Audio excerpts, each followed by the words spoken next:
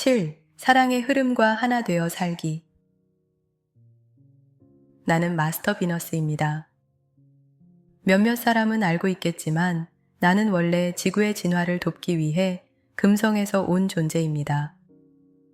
지구에 육화 중인 사람들이 조건 없는 사랑을 충만하게 구현하여 더 이상 내 현존이 필요 없게 될 때까지 나는 이곳에서 사랑의 균형을 유지해주고 있습니다. 수백만이 구원의 임무를 지니고 왔습니다.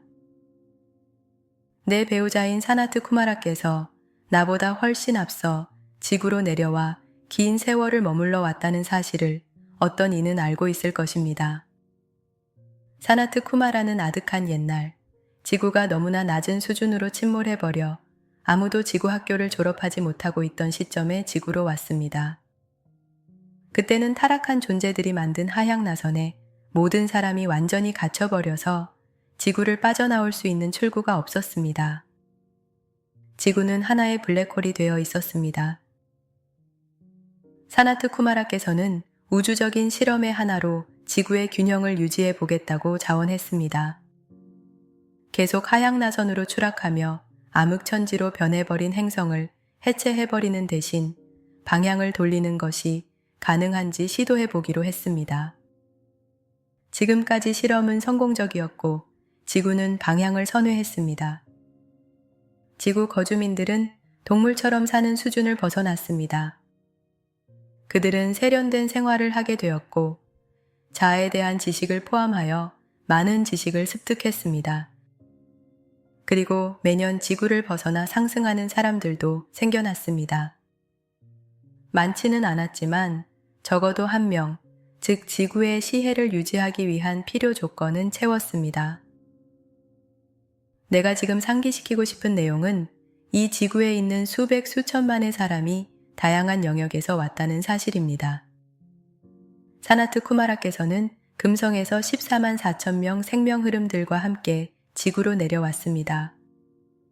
그들이 와서 지구의 방향을 돌리는 데 성공하고 매우 불안정하게 남아 상향 나선이 시작되었을 때 다른 행성계를 비롯한 여러 태양계와 은하계에서도 수백만의 생명 흐름들이 지구로 왔습니다.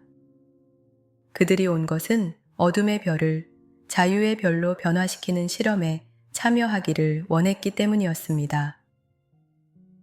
지구로 자원해온 많은 생명 흐름은 원래 성장했던 곳에서 일정한 수준의 의식까지는 도달해 있었습니다. 그러나 당시 금성에서 지구로 온 14만 4천 명이 상승한 상태가 아니었던 것처럼 자원한 생명 흐름들도 그곳에서 상승을 하지 못한 상태였습니다. 그들이 이미 상승 마스터들이 된 상태에서 육화한 것이라면 그 실험에 무슨 의미가 있겠습니까? 행성의 방향을 바꾸는 방법. 상승을 성취한 우리는 지구에 육화해서 즉시 행성의 방향을 바꿀 수 있는 힘이 있습니다. 그러나 그런 방식으로 어떻게 이 행성에 육화한 생명의 흐름들을 도울 수 있겠습니까? 그리스도교 등의 종교에서 주장하고 있는 지상에서 단 한 명만 신성한 존재가 될 수 있다는 그릇된 이미지만 더 강화될 것입니다. 그런 식으로는 지구의 방향을 바꿀 수 없습니다. 행성의 방향이 바뀌기 위해서는 많은 사람이 내면에 현존하는 신을 깨닫고 스스로 열린 문이 되어야 합니다. 이로써 사람들이 통로가 되어 신이 이 행성에서 스스로를 표현할 수 있어야 합니다. 이렇게 될 때 지구의 진행 방향이 바뀌게 됩니다. 그러므로 금성에서 온 14만 4천 명은 상승하지 않은 상태였고 그들이 온 목적은 지구 같은 어둠의 행성에서도 상승을 향한 상향 나선을 만들 수 있다는 신뢰를 보여주기 위해서였습니다. 다른 세계에서 자원한 수백만의 존재도 역시 상승하지 않은 상태에서 왔습니다. 그들은 지구에 육화하여 죽음의 의식을 감수하면서도 여전히 지구의 삶을 초월하는 그 이상의 실제가 있음을 증거하기 위해서 그들 내면에 그런 깨달음과 기억과 힘을 유지할 수 있음을 증거하기 위해서 왔습니다. 그들은 초월적인 실제를 추구하며 의식을 높여가서 초월을 위한 열린 문이 될 수 있는 신뢰를 보여주려고 했습니다. 그런 까닭에 사나트 쿠마라의 이야기는 단지 그 14만 4천 명뿐만 아니라 지구에 하강해 온 다른 수백만 명과도 관련이 있습니다. 실제로 사나트 쿠마라의 강림 이후에 지구에 내려온 존재들은 모두 그의 공직을 거쳐서 왔습니다. 따라서 그들은 당연히 내면에서 사나트 쿠마라를 친밀하게 느낍니다. 그들은 사나트 쿠마라란 이름을 알고 있습니다. 그들은 금성이 왜 사랑의 별인지도 알고 있습니다. 사랑이 가진 중요성. 사랑하는 이들이여, 왜 세상의 많은 문화권에서 금성을 사랑의 별로 생각할까요? 분명히 금성은 육안으로 볼 수 있는 행성이고 그저 하나의 별일 뿐인데 왜 사랑과 관련이 있다고 생각할까요? 거의 모든 문화권에서, 심지어는 물리적 수준에서 아무런 상호 교류가 없던 문화권에서도 금성을 보며 사랑을 연상합니다. 그 이유는 수많은 존재가 지구를 돕기 위해 금성의 내 공직을 통해서 육화했으며 금성이 지구를 위해 영적인 균형과 사랑의 초점을 유지해온 사실을 내면에서 기억하기 때문입니다. 그때 지구의 방향을 바꿔놓은 것은 금성에서 온 사랑이었고 사랑이야말로 그 열쇠였습니다. 바로 그 사랑이 지구를 상승할 수 있는 지점으로 옮겨 놓았습니다. 상향나선을 이루고 있는 많은 신의 특성이 있지만 오직 사랑만이 지구를 궁극 목표까지 이끌어갈 수 있습니다. 그러므로 나는 여러분에게 사랑이 위로 향해 가는 흐름이라는 느낌을 전해주고자 합니다. 사랑은 정적인 것이 아닙니다. 많은 지구 사람들이 타락한 천사들과 그들이 묘사하는 조건적인 사랑을 믿으면서 사랑을 정적인 것으로 봅니다. 여러분은 조건에 맞춰서 살아야만 영원히 변함없이 신의 사랑을 받게 된다고 생각합니다. 그러나 영원히 변함없는 것이라는 없습니다. 형태의 세계에서 정지되어 있는 것이라는 어디에도 없습니다. 마하 초왕께서 말하셨듯이 형태의 세계는 상향나선을 그리며 위로 올라가고 있는 성령의 흐름이며 생명의 강이기 때문입니다. 지구에서 그 생명의 강은 사랑의 강입니다. 오직 사랑을 통해서만 전체 우주의 생명의 강에 조율할 수 있기 때문입니다. 전체 우주에서 흐르고 있는 생명의 강은 모든 신의 특성으로 이루어진 혼합체입니다. 내가 말했듯이 지구에서 하향나선을 선회시킬 수 있었던 열쇠는 금성에서 온 사랑이었습니다. 지금도 지구에서 생명의 흐름에 조율할 수 있는 열쇠는 사랑이며 지구가 상승하기까지 계속 그럴 것입니다. 생명 흐름들의 세 가지 유형. 그러므로 나는 사랑의 흐름을 부르는 또 하나의 기원문을 여러분에게 주고자 합니다. 그것을 통해 나 자신이자 사나트 쿠마라이자 금성의 존재들인 사랑의 흐름과 우리가 지구를 위해 유지하고 있는 IAM인 사랑의 흐름에 조율하세요. 우리는 늘 초월해 가며 영원히 흐르고 있는 사랑의 강에서 균형을 유지해주고 있습니다. 사랑의 흐름 안에서 영구하거나 변하지 않는 상황이란 없습니다. 항상 끊임없이 흘러가는 사랑의 흐름은 모든 것을 변형하고 불태워버릴 수 있기 때문입니다. 자유의지를 제외한 그 어느 것도 지구에서 사랑의 흐름을 멈출 수 없습니다.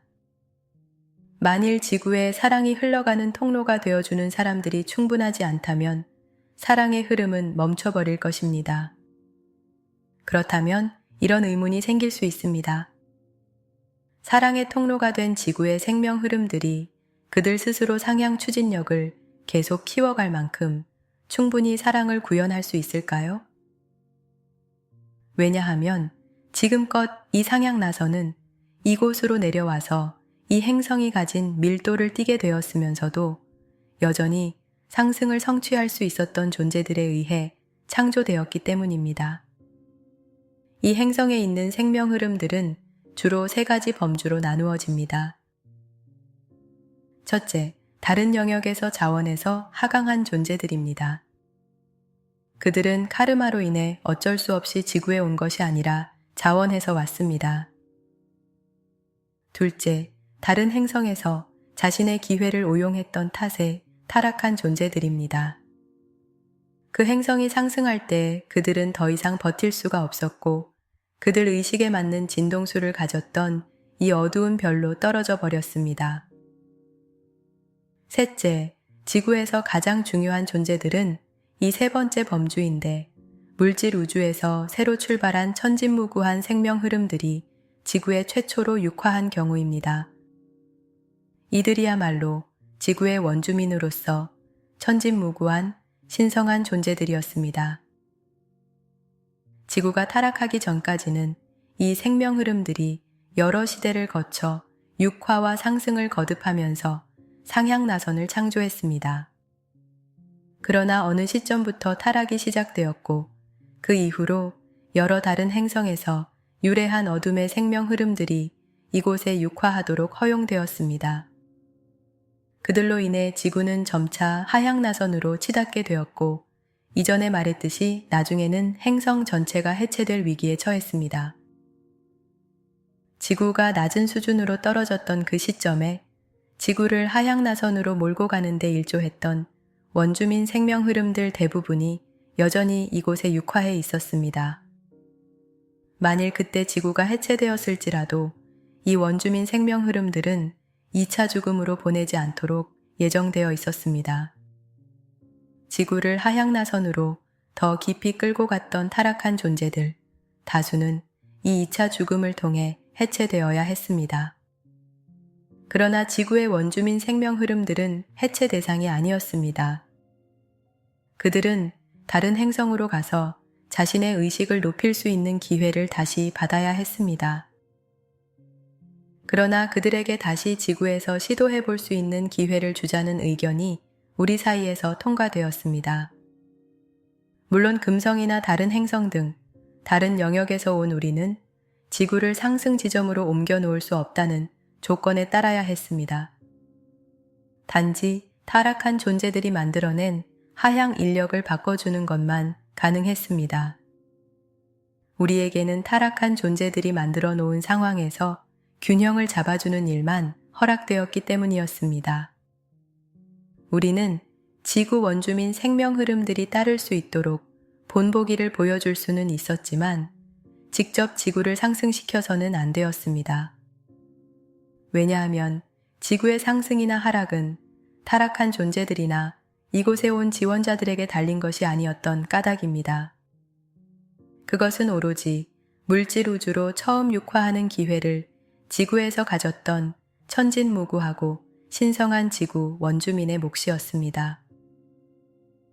여기에서 이런 의문이 생깁니다. 과연 지구 원주민 생명 흐름들이 깨어나서 생명 흐름들을 위한 열린 문이 될 수 있을까요? 물론 그것은 하강한 지원자들이 어떤 본보기를 보여주는지에 상당히 많이 달려 있습니다. 따라서 나는 지금 하강한 지원자들을 향해 말하고 있습니다.